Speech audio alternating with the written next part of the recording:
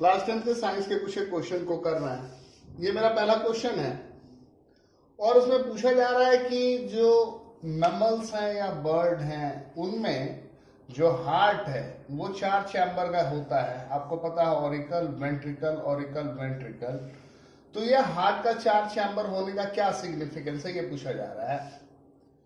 तो आपको पता है कि मैमल में या बर्ड्स में जो एनर्जी रिक्वायरमेंट है वो बहुत ज्यादा है और इन्हें बॉडी का टेम्परेचर भी मेंटेन करना होता है और इसके लिए जो ऑक्सीजनेटेड ब्लड है और डीऑक्सीजनेटेड ब्लड, इसका सेपरेशन बहुत जरूरी है।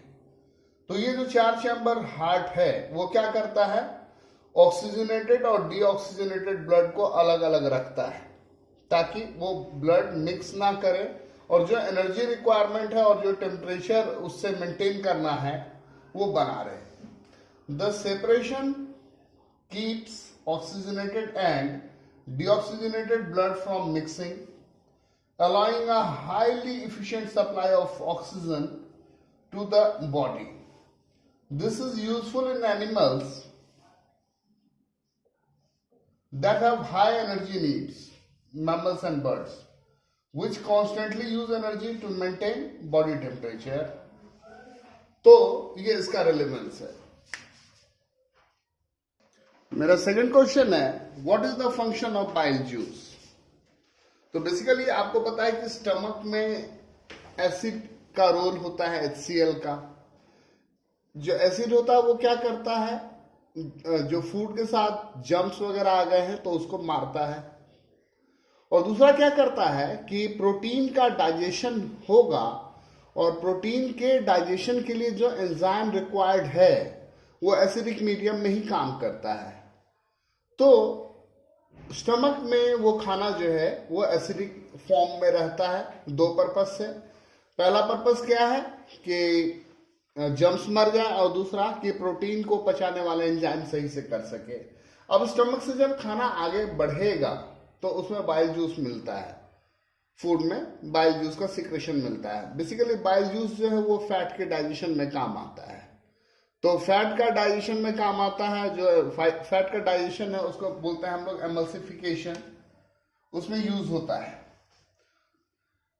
Bile juice makes the acidic food coming from the stomach alkaline. Bile juice का पहला काम क्या है कि स्टमक से जो फूड आ रहा है वो एसिडिक है, उसको अल्कलाइन बनाइए for the action of pancreatic enzyme, ताकि पेनक्रियाटिक एंजाइम उस पर काम कर सके। Bile salts break the large globules of fat in the intestine to smaller globules.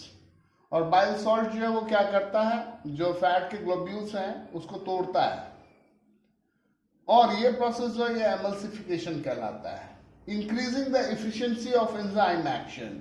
और बाइल जूस जो है वो एंजाइम के एक्शन को इंक्रीज कर देता है। This is similar to the emulsification action of soap on dirt.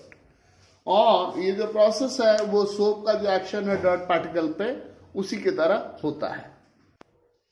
मेरा थर्ड क्वेश्चन है, what are the factor responsible for speciation. Speciation का मतलब होता है फॉर्मेशन ऑफ न्यू स्पीसीज। वो कौन कौन से कारक हैं जिसकी वजह से न्यू स्पीसीज बनता है। तो 3 रीजन है। पहला है ज्योग्राफिक आइसोलेशन, दूसरा है जेनेटिक ड्रिफ्ट और तीसरा है नेचुरल सिलेक्शन। ज्योग्राफिक आइसोलेशन में क्या है कि अगर कोई ऐसा लैंड मास है जो दूसरे और लैंड बॉडीज से बहुत दूर रह गया और बहुत लंबे पीरियड तक, तो वहां के जो स्पीसीज हैं वो अलग अलग हो जाएंगे over the period of time. आपको पता है कि शुरू में सारे जो ये हैं कंटिनेंट्स वो जुड़े हुए थे, एक ही लैंड मास था पेंजिया।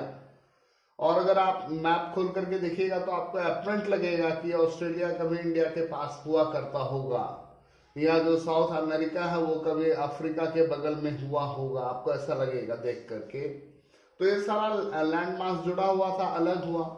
अब वो लैंड मास अलग हो गया तो क्या हो गया, वहां पर स्पीसीज की इंटरमिक्सिंग रुक गई, स्पीसीज की इंटरमिक्सिंग रह गई। और ये अगर over a very long period of time अगर ये इंटरमिक्सिंग रुकी हुई है तो क्या होगा कि आपको धीरे धीरे डाइवर्सिफिकेशन दिखने लगेगा। और वो डाइवर्सिफिकेशन अल्टीमेटली क्या होगा, it will lead into the formation of a new kind of a species. When geographic barrier prevents interaction between species over a period of time, the subpopulation become more and more diversified. Geographic barrier की वजह से क्या हो रहा है, interaction नहीं हो रहा स्पीसीज का, तो डाइवर्सिफिकेशन होता जा रहा है। और ये डाइवर्सिफिकेशन होते होते over a period of time क्या होगा, 2 डिफरेंट स्पीसीज आर फॉर्म्ड। फिर जेनेटिक ड्रिफ्ट में क्या है, the accidental change in frequency of genes in small population is called genetic drift. Population का एक छोटा सा हिस्सा है और उसके जीन्स में चेंज आ जाए किसी भी रीजन से। और फिर तीसरा क्या है, natural selection. It is the process that results in the increase survival and reproductive success of individual. कोई स्पीसीज है और उसकी स्पीसीज के कुछ एक मेंबर्स हैं जिन्होंने क्या किया, अपने इंस्टिंक्ट से अपने आप को सरवाइव करवाया हार्ड सिचुएशन में भी, और उनको रिप्रोडक्टिव सक्सेस मिला। तो क्या होगा, वो कमिंग टाइम में जो इन्वायरमेंट है उसके लिए वो ज्यादा ढल जाएंगे, और बेसिकली जो नया पॉपुलेशन का चेंज चलेगा वो उसी इंडिविजुअल के जैसा होगा। It is the process that results in the increase survival and reproductive success of individuals that are well suited to the environment. आइए क्वेश्चन नंबर 4 देखते हैं। बोलता है वेन्स जो है उसके वॉल पतले होते हैं और उसमें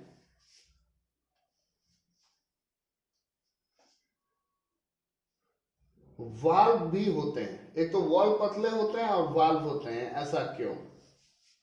तो बेसिकली जो हार्ट से बॉडी में ब्लड जा रहा होता है आर्टरीज के थ्रू, तो वहां पर प्रेशर ज्यादा होता है, तो उस प्रेशर को मेंटेन करने के लिए मजबूत थिक वॉल्स चाहिए होंगे।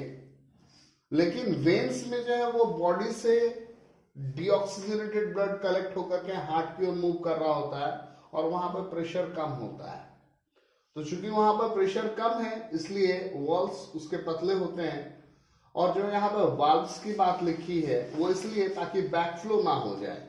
बैकफ्लो हो जाएगा तो क्या होगा, इंटरमिक्स कर जाएगा वो ब्लड, तो उस चीज को भी रोकने के लिए veins have thin walls because blood there is no longer under pressure and they have valves to ensure that blood flows in one direction। मेरा अगला क्वेश्चन है कि गोट है और एक टाइगर है, तो उसमें से किसका स्मॉल इंटेस्टाइन लंबा होगा?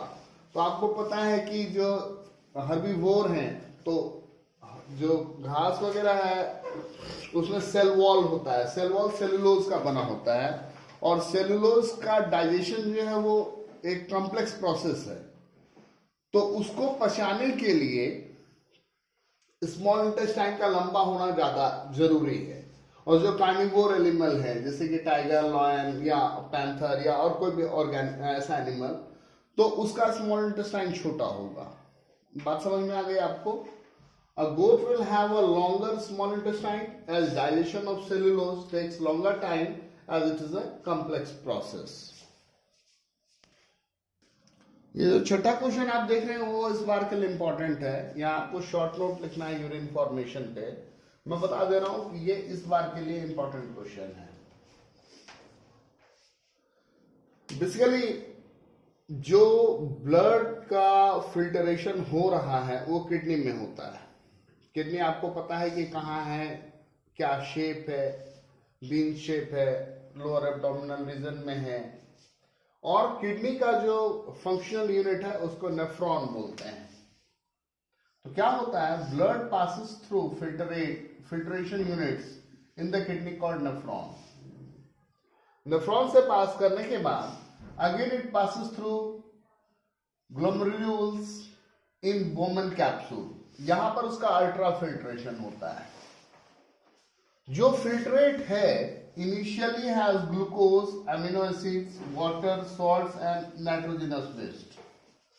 ये जो नाइट्रोजिनस वेस्ट है, यूरिया, यूरिक एसिड और अमोनिया, ठीक है, ये इसको अलग कर लिया जाता है और ये ग्लूकोज, एमिनो एसिड, वाटर और जो एसेंशियल सॉल्ट है, ठीक है, उसको बॉडी में रिटेन कर लिया जाता है और जितनी वाटर की रिक्वायरमेंट है उसको भी वापस रिटेन कर लिया जाता है। तो उसके बाद क्या फेज है, reabsorption. Water as per the need of the body, जितनी वाटर की जरूरत है उसको फिर से रीअब्जॉर्ब कर लिया जाता है, और ये ग्लूकोज और एमिनो एसिड जो है उनको भी रीअब्जॉर्ब कर लिया जाता है।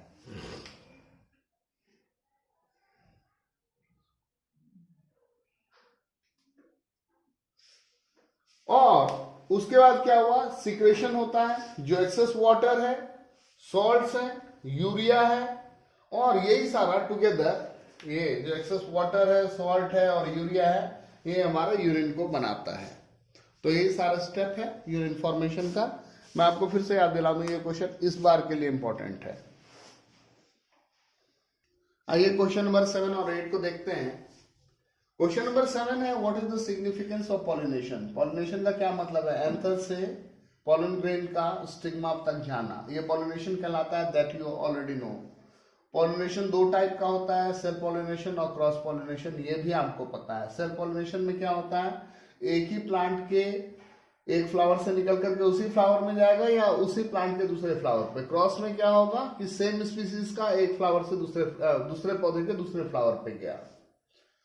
तो पॉलिनेशन में क्या फायदा है, क्या सिग्निफिकेंस है, तो सबसे पहला है कि ये मेल और फीमेल गैमेट्स जो है इनको क्लोज करता है फर्टिलाइजेशन के लिए।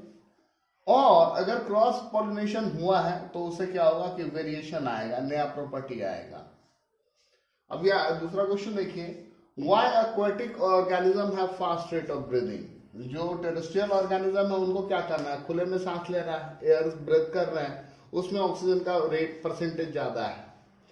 लेकिन जो एक्वाटिक ऑर्गेनिज्म है उनको क्या करना है, ऑक्सीजन जो कि पानी में घुला हुआ है, the oxygen that has been dissolved in water, उनको वो खींचना है। तो ऑब्वियसली वहां पर तो ऐसे ही कम है और उसमें से उसको खींचना है, तो उसका रेट ऑफ रेस्पिरेशन जो है वो फास्ट होगा। टेरेस्ट्रियल मतलब जो जमीन पे, एरियल मतलब जो हवा में, आर्बोरियल जो पेड़ पर, और एक्वेटिक जो पानी में। Terrestrial organism can obtain oxygen directly from the air and have slow breathing rate, but aquatic organisms have to obtain oxygen for respiration, which is dissolved in water. Since the oxygen dissolved in water is fairly low, मात्रा कम है, the rate of respiration is faster, और इसलिए rate of respiration जो है वो fast होता है। तो यही थे कुछ एक सिर्फ बायो के क्वेश्चन लिए थे मैंने, ठीक है। Thank you.